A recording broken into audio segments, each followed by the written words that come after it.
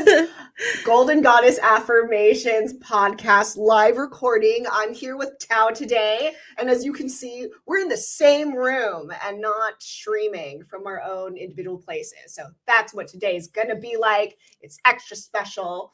Yeah, I got really excited and then I ran out.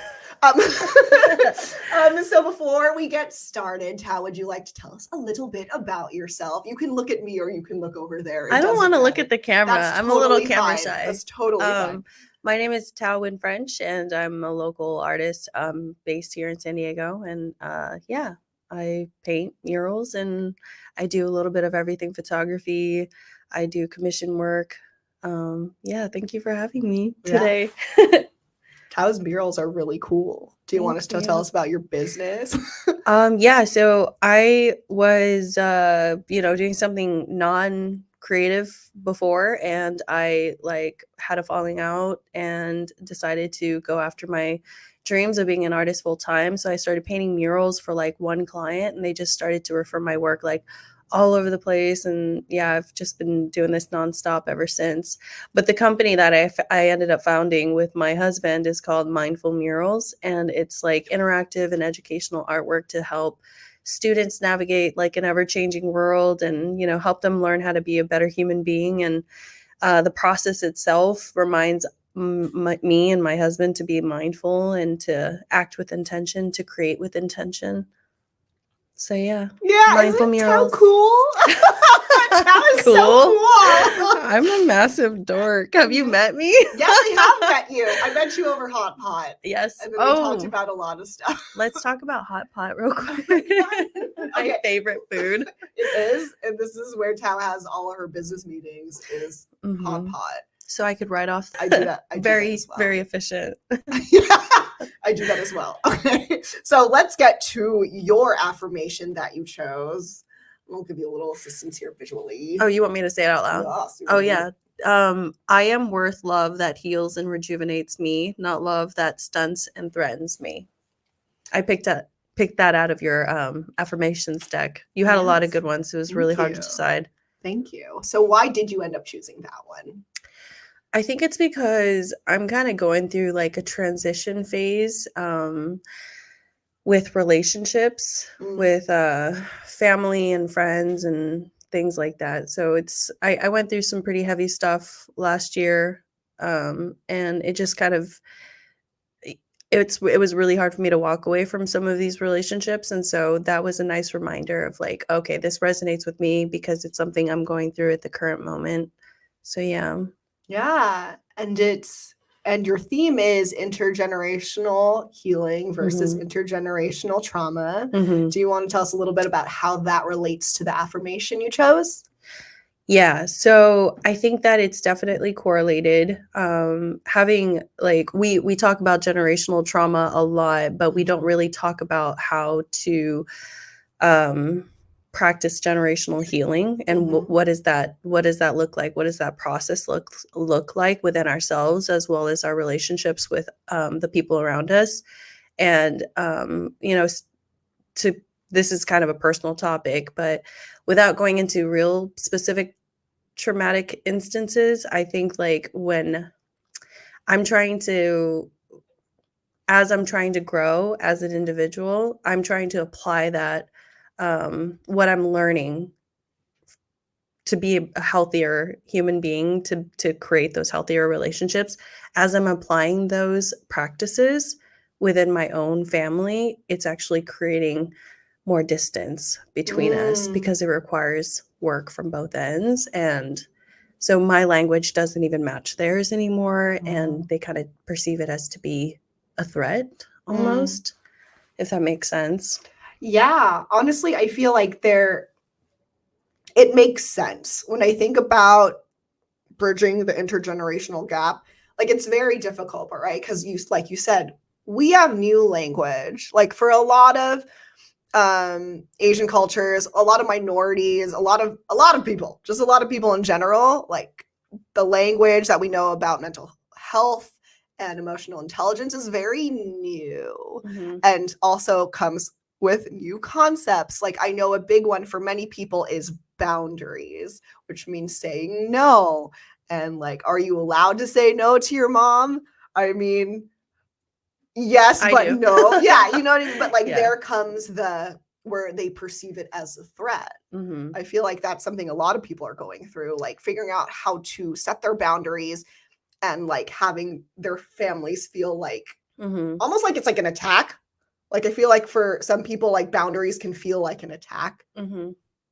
And there's also that exploitative side where like I'm going to abuse you, but you can't tell anyone about that. Yeah. And that's my boundary. And you have to educate your abuser like that's not a boundary. Yes. That's actually emotional abuse. Yes. But this topic is so interesting to me because I'm still learning about it, and Mhm. I started to unravel like my own ways of emotional abuse, and I was like unaware of them Yeah. growing up. So like I'm not going to sit here and pretend like I was a perfect human being my whole life. I'm still not a perfect human being, and I'm Mhm. still learning, and I'm committed to learning. And as I'm like trying to heal from my own forms of emotional abuse within my family and within my relationships, I'm starting to discover like these sneaky ways that like emotional abuse can like show up as, it could show up in the form of name calling. That's common. It could show up in the form of like yelling, very common, but it could also show up in the ways that like we withhold affection. Mhm. We we pretend, not pretend, we give each other the silent treatment, or just pretend, or yeah, I guess pretend like you don't even exist anymore, which is a very common form of emotional abuse in my family. Like I can get cut off in an instant for months. Mm. And I think that that is like such a traumatic form Yeah, of dude. emotional abuse. That's rough. Like Yeah. it's like the ultimate form of rejection, right? For your family to be like, you just don't exist and we're going to treat you as such. Yeah. So let that come with all the shame that we've also put upon, it like compounds. And how do you actually like navigate through that, like Yeah. as someone who's trying to become more healed and enlightened and grow, right? So you like right now I'm trying to work on myself, cutting that part of my life, like shutting that part of my life out as I'm trying to like just kind of recover. But what happens after I recover? How do I actually create those healthy boundaries like we're talking Yeah. about? And also setting forth like the perspective that like you're not the problem here. Like obviously there's something going on on the side that you're receiving from. Yeah. And until they choose to do the work to understand like this is an emotionally abusive tactic that I'm using, having that self-awareness that like this is not okay. I need to unlearn this from, whoever taught me and whoever, Yeah. because that's generational trauma too. The forms of generational trauma within my family is that we know how to fight way harder than we know how to love. Yeah. So how do I unlearn all that? And I do want to applaud you for looking inward first. I feel like that's always honestly the real fucking first step to this kind of shit is like you got to look inward and look at like how you act, how you behave, like the fact that you will have maladaptive coping mechanisms, the fact that you will have toxic behavior within yourself, maybe an abusive behavior, because if that's what you grew up in, that's what you're going to learn. That's how you're going to learn how to act. Duh. Like, it's like it's not like people are like, I'm going to be toxic, you motherfucker. So, and you as a child are like, okay, me too. It's like, I'm trying to survive. And then the child's like, okay, me too. But unfortunately, I even know less about the situation. You know what I mean? Yeah. So it's really cool that you are taking this internal look at yourself. And I do want to ask you if you think going into yourself first and doing that work, do you hope that that is your path to some generational healing? Like, do you see it connected, or do you see your path and journey and then your family's path and journey, like, maybe just running parallel? Or do you find them connected? I don't actually have an answer for that yet. Yeah. Okay. I'm just starting my journey, which is kind of incredible because it's like, wow, I've never experienced this kind of self-love for myself before, growing up and feeling so like not good enough, or like this is, I mean, I've gone through some pretty heavy stuff, and I don't know if people are going to relate to this, but you know, there's a lot of like emotional abuse, a lot of verbal abuse. And I like I was raised by some real emotional terrorists, you know, like people who know how to use love in the form of a weapon Yeah. versus like nurturing and Yeah. encouragement and compassionate parenting. So like all of those things I'm actually getting from my community now, which helps me heal. Because Yeah. have you read that book, What My Bones Know by Stephanie Fu? I think I told you No. about Yeah, this you told me book. about it, but not yet. Over Hot Pot. Yes. Over yes, over hot pot. But I loved hearing about her story because like although her story is like super triggering and super traumatic and very like has very similar she went through a lot of similar stuff as I did as a kid. It's not to say I didn't have like good childhood memories either, because I did.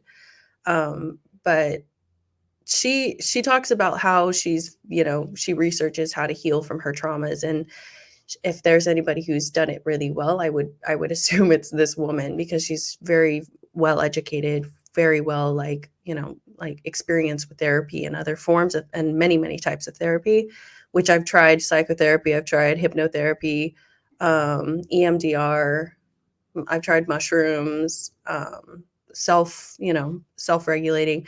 I think a lot of kids who go through like pretty heavy traumatic experiences become so like super self-regulators. You know, Yeah. they're able to sort of like just shut down or control their emotions in a way, but like it's stored energy too. We're not really processing it. Yeah.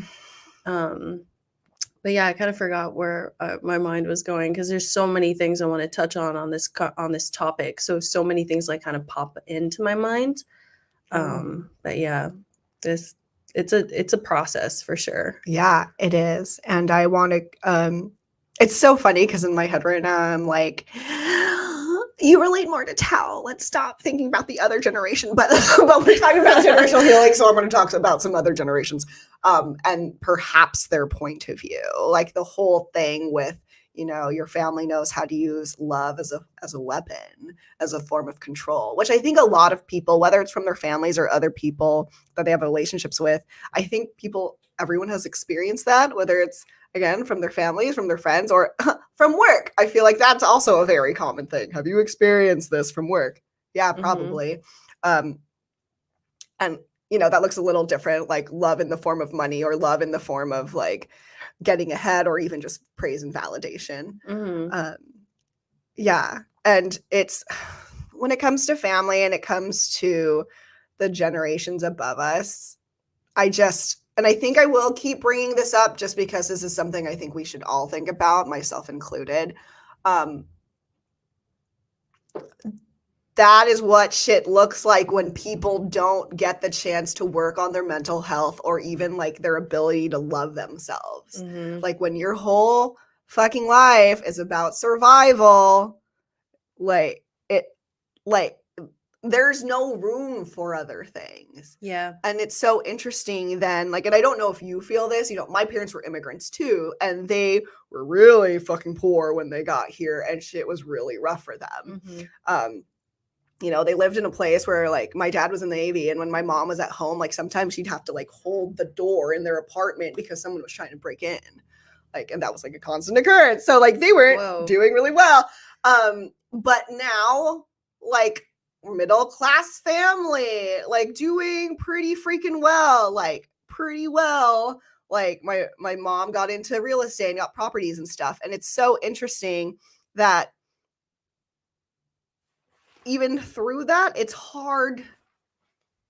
The money and stuff and security, that stuff is the things that make sense when you're in survival mode. And it's really unfortunate that we can't make those things like survival mode shut off, and that there's like a switch in our head that's just like once we have all the things we need to live, that goes, oh, we don't have to be here anymore. Because I feel like for a lot of immigrants, that switch never happens. Like, and it's not like they're meaning it not to. It's just they don't realize that you don't have to be in survival mode anymore. Like, you're fine. We can be in living mode. Yeah. Or thriving mode. Yeah, I don't know where that switch can occur between like surviving poverty and, you know, like that experience as a refugee and not having like a future laid out for you. So I completely understand where they're coming from, and I have a level of compassion to understand that that was their human experience and not judge them too much. So you know, poverty, it comes with so much trauma too. It Yeah, just dude. not an understanding like that a future can be possible for you, and choosing a career path that is safe and not really going after what it is that you really want. But my family, we're still like a lot of us are still surviving, and you know, but where does that switch occur from surviving from poverty and entering a middle class society and lifestyle, and switching from, you know, when does it stop, and then Mhm. why are we still operating off of a scarcity mindset? Because Yeah. that can play out with a lot of in a lot of different ways too. Scarcity mindset, like I see that play out with people who are very successful, especially, and I see that play out with relationships between Asian women. Yeah. I see a lot of threats, like Yeah. Yeah. a lot of people who don't really, who feel like they have to be the best one in the room, or like the smartest one in the room, or the prettiest one in the room. Like, I mean, this is like probably the first like phase in my life where I actually feel supported by Asian women. Oh, Isn't yay! that crazy? That is Did crazy. you have like role model support systems? Because I Oh, okay, so I'm not alone. no. No. Yeah, we're touching on classism, which is a whole topic in itself, because when you're listening to people's stories about like traveling to the States, or like fleeing the fall of Saigon on boats, there was an ecosystem, there was a class system on these boats where like the poor people actually had to like clean the boats while the rich people just like chilled, you know. And like, yeah, there's What? stories coming out like that. And then if you've read this book called Mangoes and Peppercorns, super good book, highly recommend it. But her story was very it touches on classism, because everybody had to leave. Everybody had to flee the country Yeah. during the fall of Saigon. Rich people, poor people, middle class, architects, educated, whatever, right? And some of these people ended up in the same households in the United States, like these Oh. Christian sponsors. And her story, the Mangoes and Peppercorns, I forget the author's name, but she ended up being sponsored by this woman who was Christian and hosted another family. So she hosted several at the time, and one family was super rich, and this woman, the author of the book, she was not. So it's a memoir of her life. She ended up having to become like the rich family's like bitch, basically, like their Oh. slave. So she was like treated very, very poorly. She didn't have the same level of respect in the household, and she had all of these chores that she had to do, basically like the help of, yeah, it was so lame. It's like, Boo. and then from my perspective, I'm like, how can this be? Because we were fleeing a country Mhm. together. We're the same type of, you know, we're Vietnamese. Like, you know, my naivety comes out in the form of like, we should band together, we should support each other because we went through the same traumas. But that's usually never the case. Not never, but that's not to say like there aren't compassionate people out there, but like there's stories like that where you're not helping each other. You're from the same like country, you're going through the same like crazy situation, and you're just like, even in those life threatening terms, you're still trying to be like above Yeah. someone Yeah. else. Like, it makes no sense, and that shit passes down Oh, generationally too. yes. Yeah. It It's wild. it is wild, and like this is why it's really hard. At least for me, I don't know if you have this problem. I don't like people in general, but obviously I somewhat do. I mean, But like, you know what I mean? I Like, you're like, totally agree people with that. suck. What? But Yeah. you know that deep down you also love people. You wouldn't be sitting here trying to connect with me. Yeah. Like you wouldn't be like trying to document people's stories or hearing about their human experience if you didn't actually love your community or people too. Yeah. But I totally agree. Like my instinct, I'm like, oh, I fucking hate people sometimes, you know. Yeah. But yeah. I just like look at the other people in the room with us. Oh, there's other people in the Hi. room. Sorry. No, but that's totally. It just makes sense because, like, I mean, I don't know if you would call it naivety.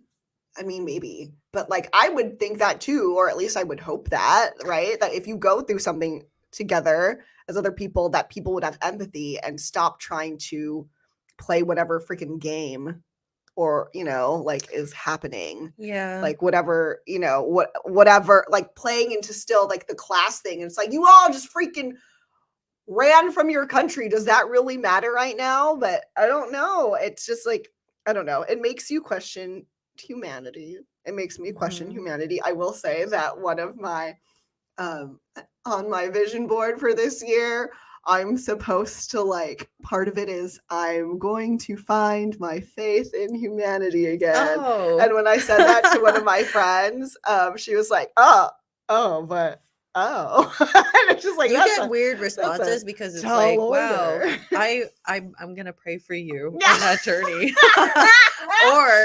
or what's wrong with humanity? We're fine, you know. Like you get all of these responses, but I'm like, no, we're in deep trouble. We're in deep shit, people. Yeah.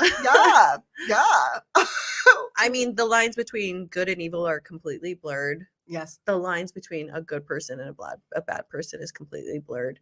You see it, social media is supposed to be like this truth and connection tool, but it's kind of creating more distance and weird. Yeah. Well, because it sucks. I was talking to my roommate about this morning, where it's just like social media always turns into social media marketing. And when you put marketing into something, then that's going to sway how everything comes out.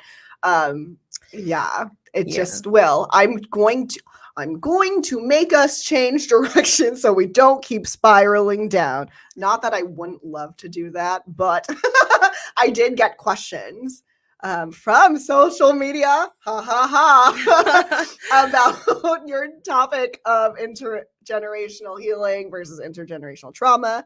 So I'm going to start on those. So Here we go. Here's some questions for you. First one. How do you get older generations to be open to healing? You don't. You have to leave them behind. Just kidding. Just kidding. I mean, that could be. That could be. Sorry, Grandma. I mean, okay. Let me craft more around what you said. That could be an answer in that I feel like you can't make anyone do anything.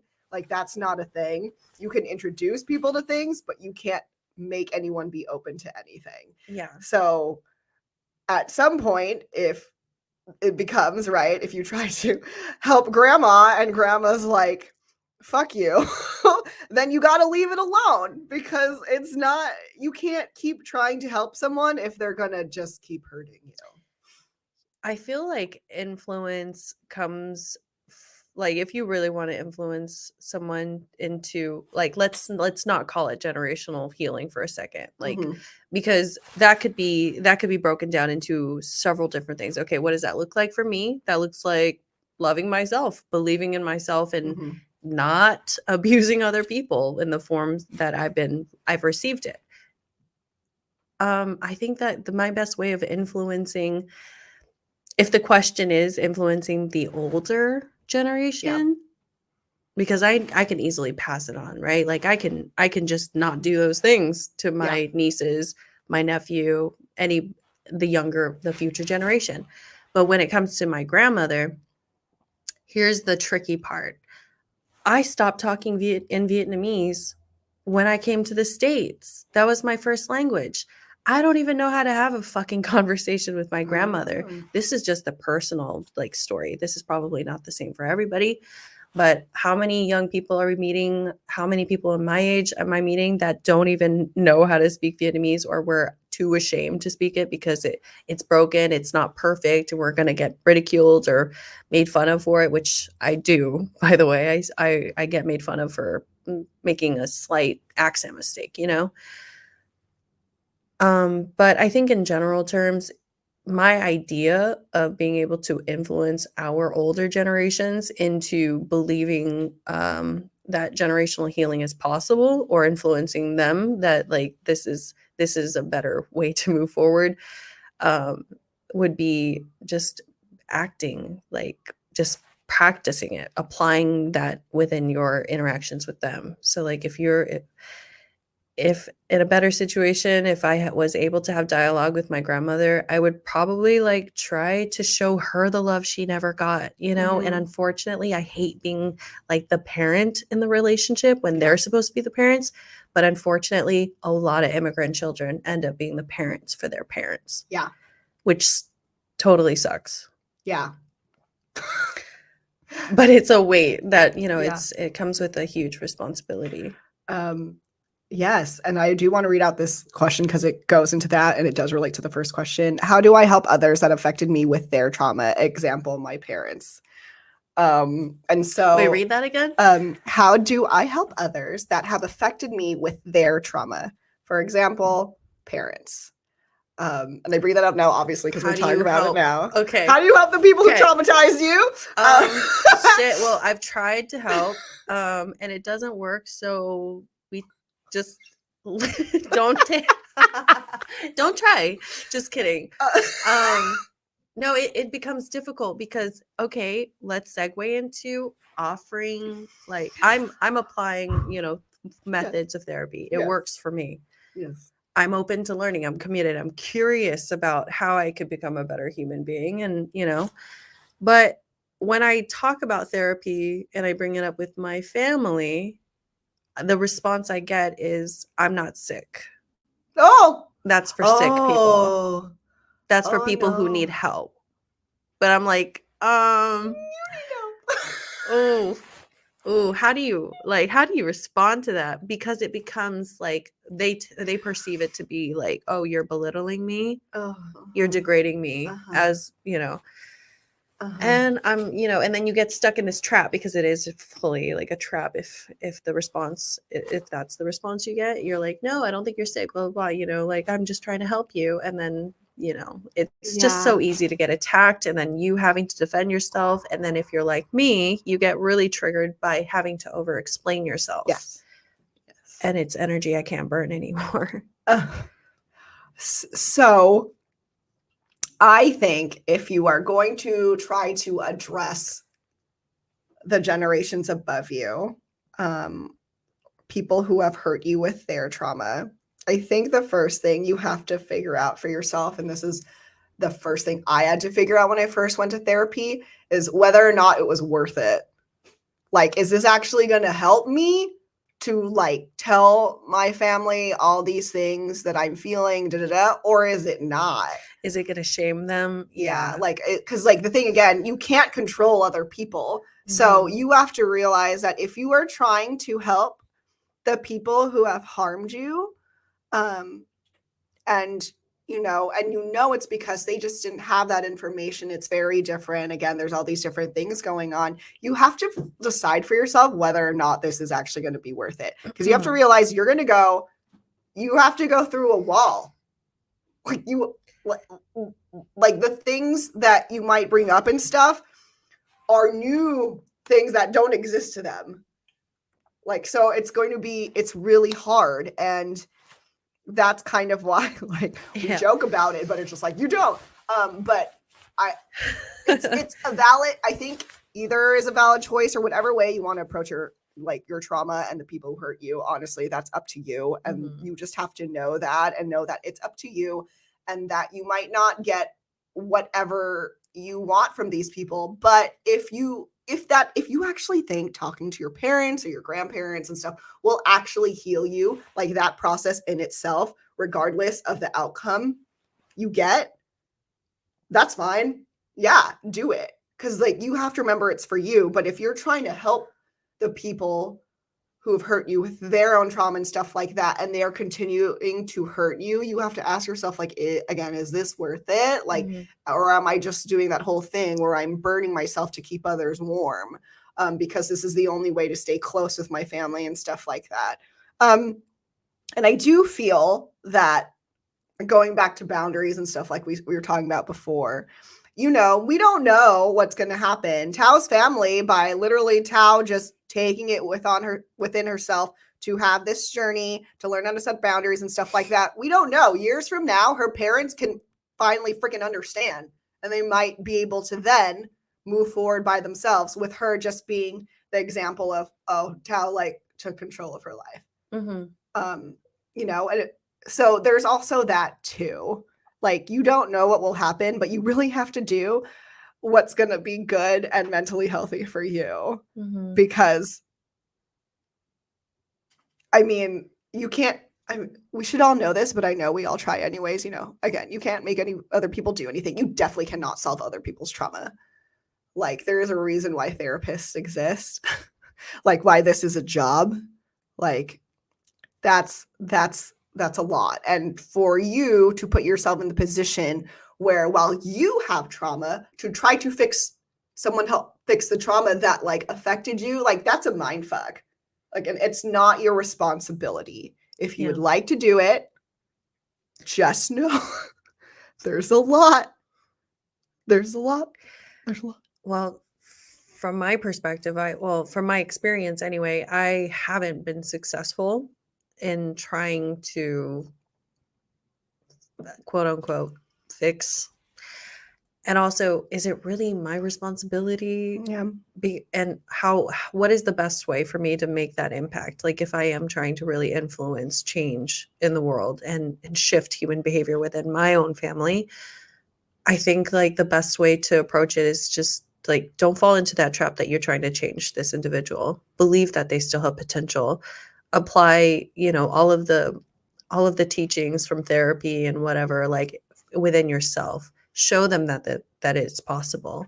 And if you can shift that human behavior in them to be happy for you, to love you in a way where, the emotional abuse becomes less and less or gone, or even them being able to come to the table and say, I love you and I'm proud of you, I think that's a huge victory.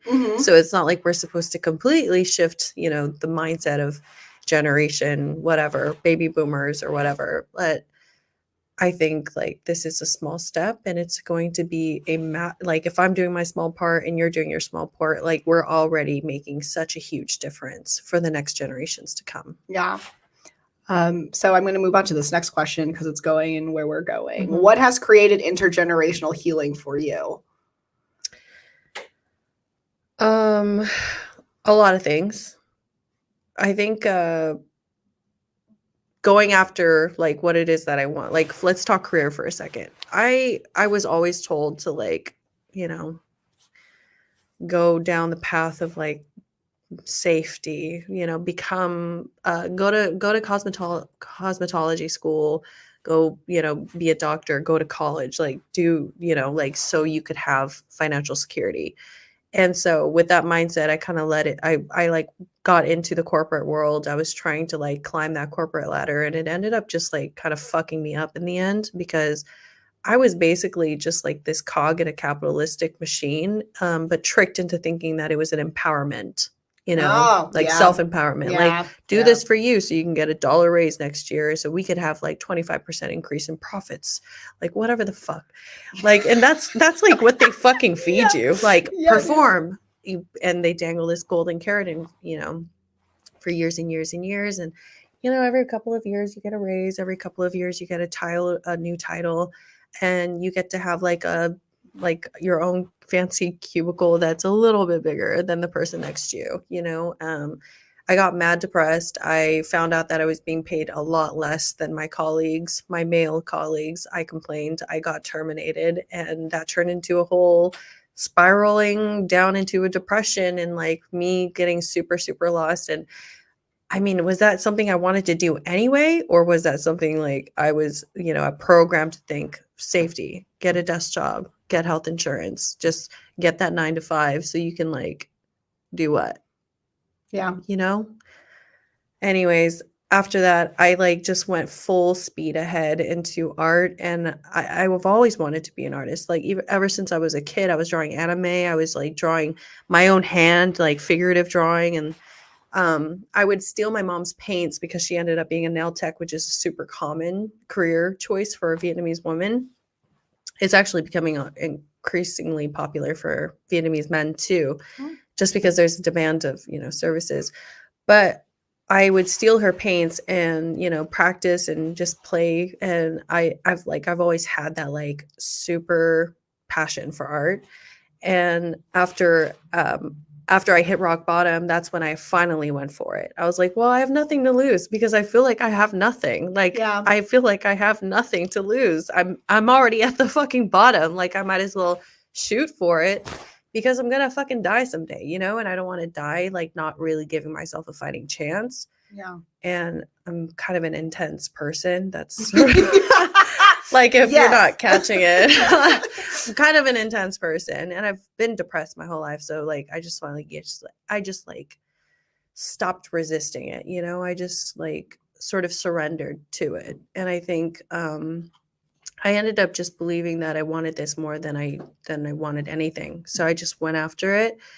And so I painted one mural for one client, and I basically like laid out this plan, like this marketing plan. I asked them, I'll give you whatever you want. I'll do a super job, and I just need you to refer me to 10 people, 10 new clients. And they did. They kept their word. I kept my word. I did a good job, and I worked my ass off, and they ended up like referring me to several other schools. It was a school client. And then from there, I've just sort of built like a word of mouth referral basis, like business. And I've not stopped working for like, I don't know, a long time now, like 6 years. Yeah, it's been a crazy, like, I don't know. I think a lot of people are like, how do you get jobs? I'm like, well, I started with this like arrangement, like, please refer me. I'll give you like a really solid mural. And then from there, I just started to develop artwork that I hadn't seen from other people. I wanted to create work that's a little bit more interactive, more personal, more driven to help spark conversation, or art that can help shift human behavior, but starting with people who still have a lot of potential, aka kids, students. Yeah. Because a lot of us, as we grow older, we have a lot of traumas. It's really hard to like change our minds, or teach us new lessons, I guess. But yeah, ever since then, I've just sort of like been busy because clients just kept coming. And now, after my 6th year, I started to develop my own style, which really helped me build the confidence to truly believe in my abilities and myself. And I think that has helped me heal such a big hole in my heart, because I've always like been told that I was not good enough, really afraid to make mistakes. So finding my own style was truly an empowering and healing moment for me. That's just with my career. That's awesome. Yeah. Okay. With my career, I was able to use art as like a door opener for like my community. So like now I'm tapped into Vietnamese orgs here locally. I'm tapping into Vietnamese like institutions and orgs like overseas, but I'm not limited to just Vietnamese orgs. I'm working with art nonprofits, art companies, and sort of applying this philosophy of like art that can heal communities locally and globally, to just try to find like my like community, Yeah. that shares similar values, missions, things like that. And that's definitely like helped me heal quite a bit as well. Yeah. That's awesome. Thank you. Yay! No, that's so cool. It's hard to do. It's definitely hard to do. You have to start early, because you got to start planting those seeds. You have to start like building those relationships and really show up like authentically. Yeah. And the friendships that I have now are from like these door knocking like ventures. That's cool. Like cold DMs, like, and however I could find friends for life, like, applying for grants, having a podcast like episode, going to get hot pot with the queen. But yeah, that's how you do it. That's how you find good friends. Hot pot as much as she'll advertise Why won't you sponsor me? Mongolian hot pot? Specifically Mongolian hot pot. You need to do a mural for them. That's really what needs to happen. We're cooking up beef, and we're also cooking up like ideas. Shameless plug. Yeah, no, it's super no, for real though. plug Sponsor me.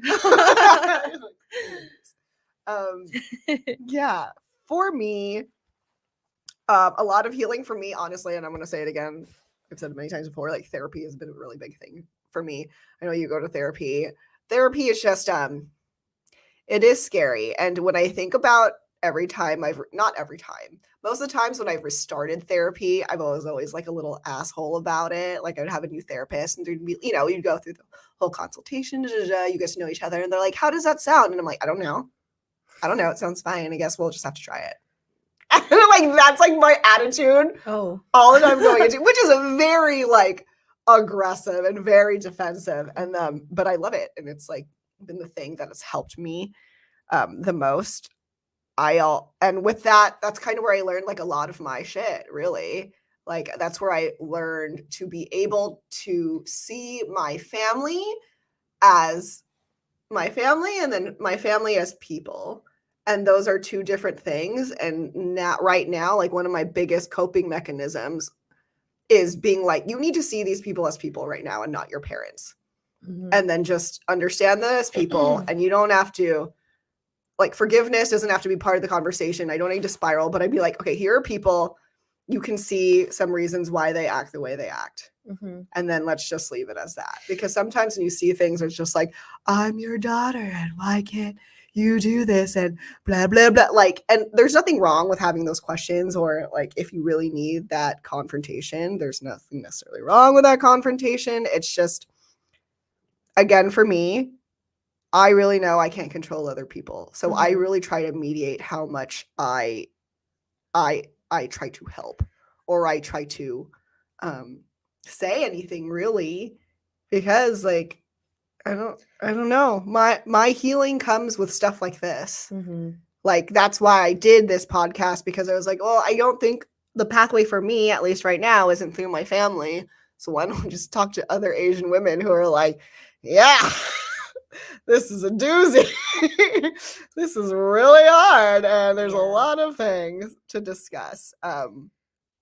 So there's also that. Instead of doing intergenerational healing with my family, I'm doing generational healing with other people in my generation. Actually, there are some people in other generations that will be on this podcast too, but that's my way. It's not actually through my family. It's through non-family, but people who can understand. In the book, What My Bones Know, she talks about like how, because she wasn't able to get compassionate parenting through her own family, she realized that she needed to get compassionate parenting through other means. So like that could be a form of like your relationship with yourself, which is why it's extremely important not to talk badly about yourself in a joking way, not in like at all. Like stop calling yourself names, stop saying that you're not good enough.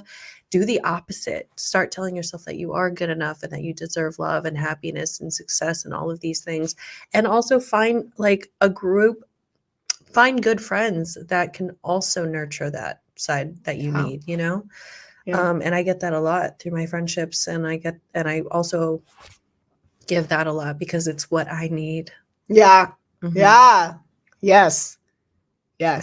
Giving to your communities. So maybe the key to generational healing is not applying generational trauma. It's that simple? Holy shit. That is one straight path. Just don't do the same shit. There's one straight path where you can attempt. Just don't do what your parents did to you, people. Yeah. Only the good shit. If there was good shit, then do that. I mean, there's a lot of things that my parents have taught me, my family has taught me like really meaningful ways to show people that you love them as well. Like food, that's my love language. Like when I invite my friends over and I cook for them, or when I cook for my family, like that is probably a more profound way to say I love you than I love you. Mm-hmm. Or just spending time or giving someone your presence, like that's a form of love. Yeah. But if your family was like mine, there's a lot of transactional based relationships that have occurred, and it like love shouldn't be a transactional thing. Like I get that it's an exchange, but it shouldn't be like, well, if you do this for me, I'll love you more, or Yeah. like give me money and I'll love you more. Like that was Yeah. a thing. Like my dad was around, but was, well, not really around because he ended up like just abandoning us. We would just call him whenever my mom would tell me to call him if we needed money for like new school clothes and stuff.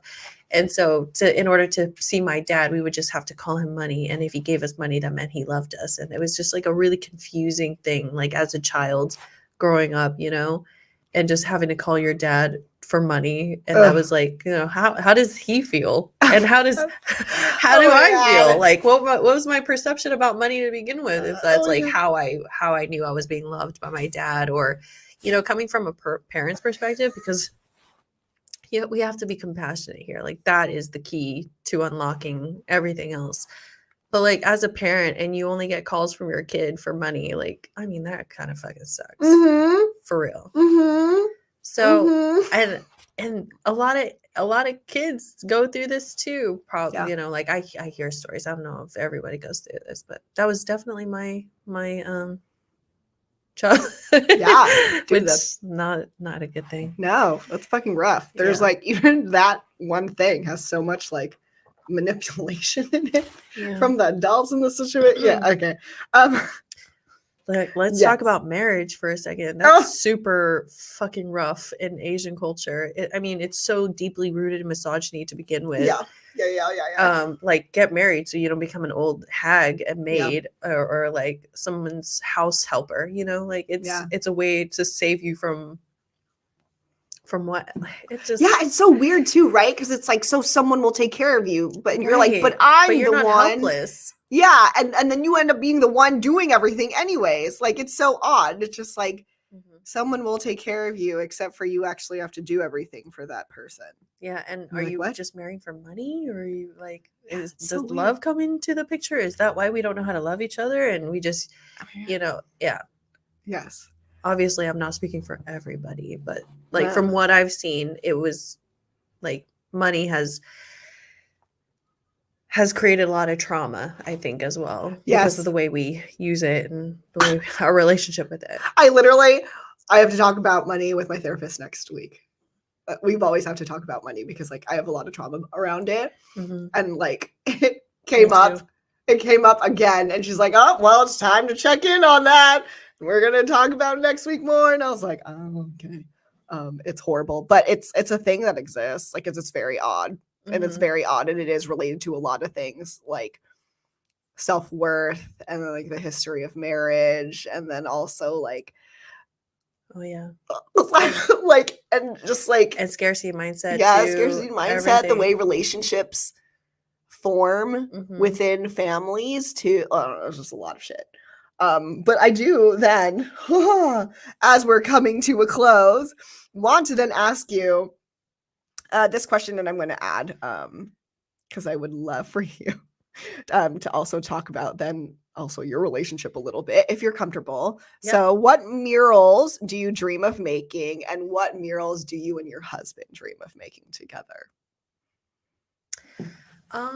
So the mural that I would dream, like my dream project, is that what you mean? Well, I have a lot of dream projects, actually, but I'll just talk about one, and it'll be a fun one. I really want to learn how to drift a car. I know that sounds random as fuck. That's not what I thought you were going to say. Oh no, I have a lot of dream projects. Some more meaningful than others, but this one's kind of a selfish one. Yes, because I love Tokyo Drift. And me and Lauren Garces, we're really trying to figure this drifting career out. And so what I would really like is to get sponsored by like Toyota or I don't know, a car company to paint a car, learn how to drift in it, and just do this like That would be funny, really fun, creative Tokyo drift edit. Okay. dude. That would be super sick. I'm gonna be inviting like all of my friends to like dress up as their like favorite Fast and Furious character. And we're gonna do like a whole music video. Yes, I'll choreograph it. Thank you. But the hidden message here is that number one, you could be an Asian woman artist and, you know, create out of thin air and make an artistic career possible. Hidden message. I hope that it comes across. I'll figure it out. I'll figure out the communication somehow. The second thing is Asian women should be like embracing each other's individual personalities, and you know, we don't all have to look like Asian baby girls, you know, like I could be dressed like a boxer like I am right now. I'm about to go to the gym. I didn't realize we were gonna film. Sorry, my bad. I didn't realize we were gonna film.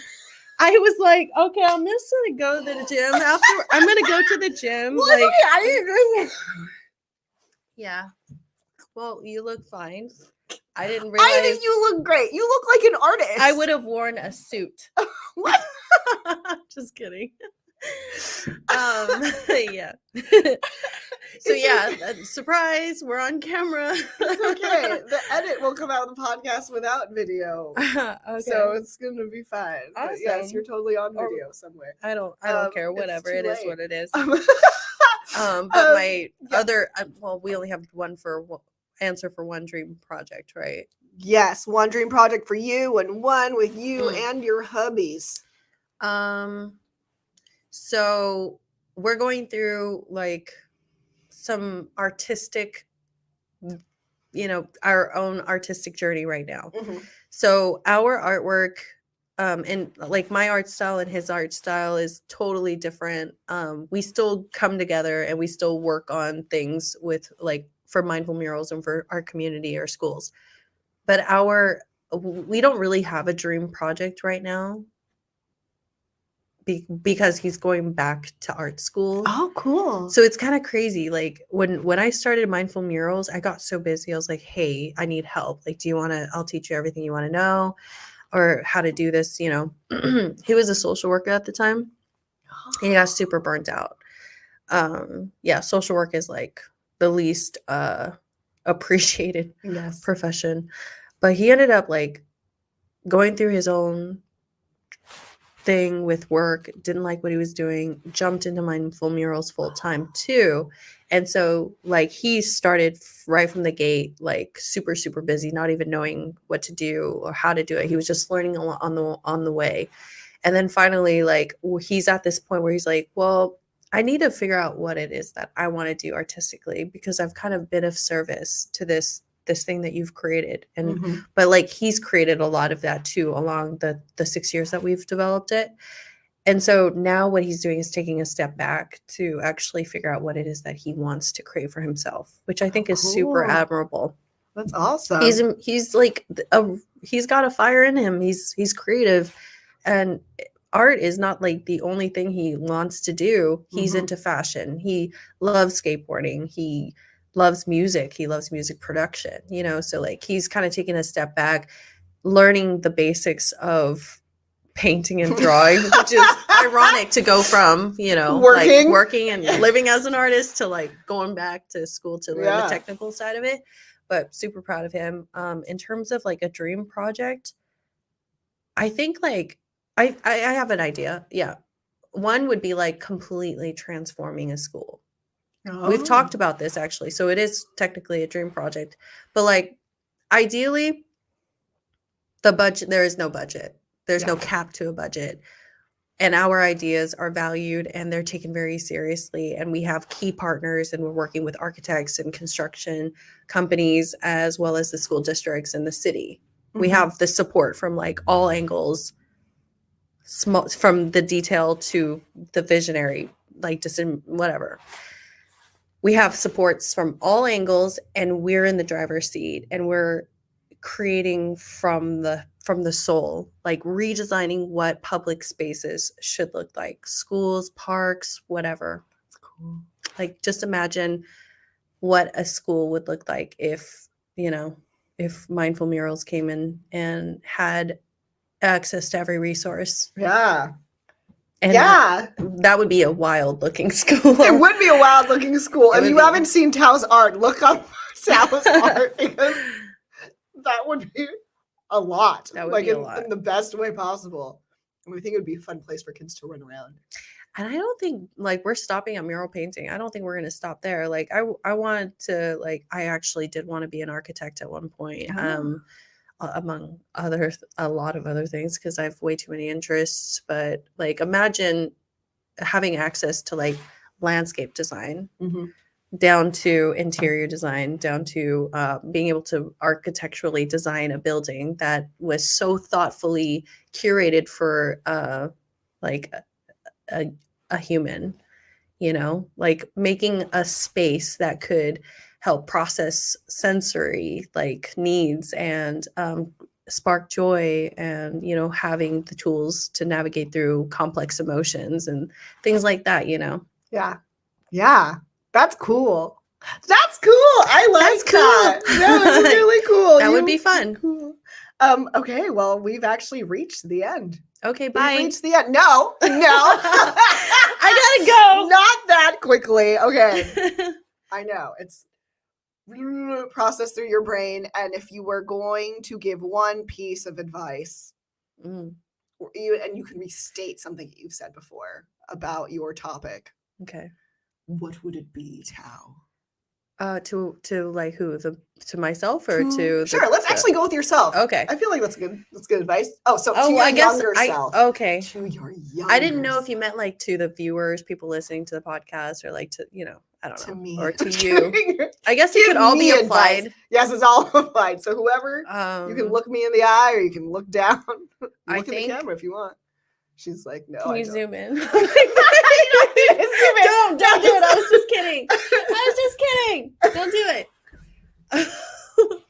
Now I'm like getting really shy. You're doing great. Oh, thank you. You are too. Okay. Why are we whispering? Okay. Look back at me. What? I forgot that there were people in the room for a second. It's okay, right? That's the cool part. Hi. Yes. One piece of advice would be everybody's figuring it out. Like we're all just figuring it out. Like we're all gonna die someday. Sorry, that was really intense. I get dark so fast. I don't know. I guess my piece of advice is just to believe that you are where you're supposed to be. That like define what your metrics of success is and sort of work back from there and stop comparing yourself to other people because that shit doesn't fucking matter. Like I'm figuring it out. I have, for the most part, like if you see me just doing whatever the fuck I'm doing, wherever I'm at, whatever project I'm developing, I don't actually know what I'm doing. If like, I don't know, hopefully that's inspiring to some people. If I don't know how to do something, I Google it, I figure it out, I ask people, I'm always knocking on doors. I get rejected a lot, and I got rejected a lot when I was starting out. There's just unfortunately a lot of ego out there in the world, and we live in a world where there's vanity metrics that you have to be exposed to. Like it doesn't matter. The likes, the followers, the whatever, like if that makes you happy, cool, but is that really like if that is your metric of success and happiness, like, okay, good for you, but it's not where it's at for me. So yeah, just we're all just trying to figure it out. Let's just be nicer. Let's just be more compassionate and you can do it. Yeah. Okay, one more shameless plug moment. Okay. Tell everyone where they can find you and tell everyone where you eat hot pot.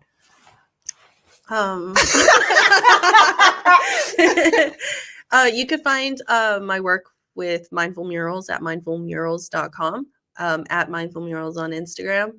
My personal work is at Thao French Art on Instagram. That's THAO. Do you want me to spell it out? We'll write it in the show notes. Okay. Yeah. We're good.